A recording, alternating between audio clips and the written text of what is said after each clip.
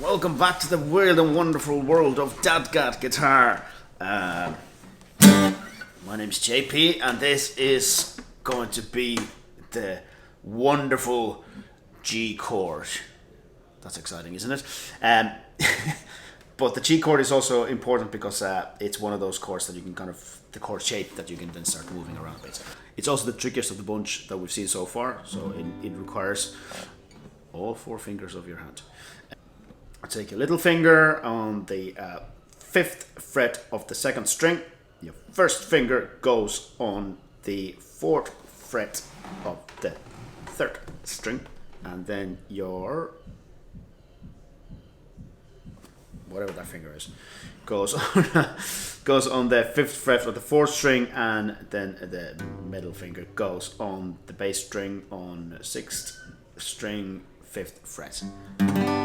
And that's your basic G chord. Now, on the 5th string, you have an option. You can either dampen it, which is an important skill to learn. It's not always about what you play; it's very often about what you don't play. Or you can press this finger down a little bit more, and it becomes G chord. Now, this chord works really well. You can move it around, but what I like to do usually is I use the inside of my first finger here to press it a little bit against and dampen the high string, and then you can just move.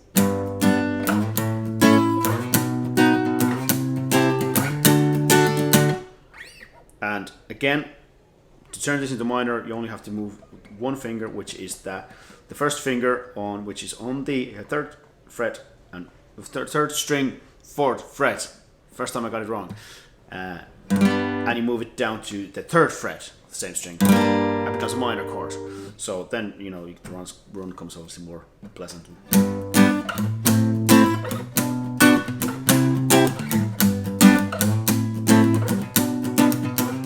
So what I'm talking about here is basically that's your G, that's your A minor. You move the whole shape 2 boxes up, and you knock that little finger baby down 1.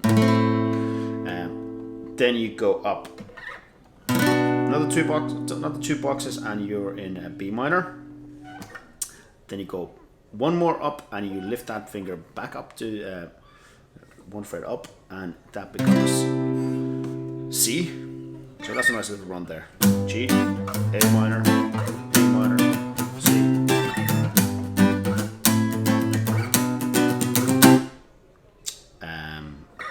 All the way up to the 12th fret, D. If we go down to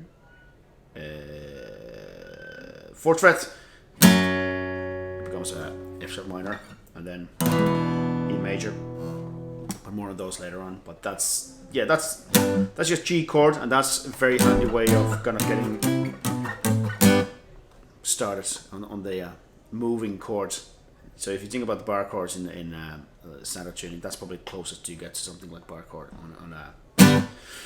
on DADGAD. So there we go. That's a G chord, and a few other little tricks. Let me know how you're getting on with it. Let me know if you have any problems with it, and I will try to help you as much as possible I physically can over the cyber connection that we have here.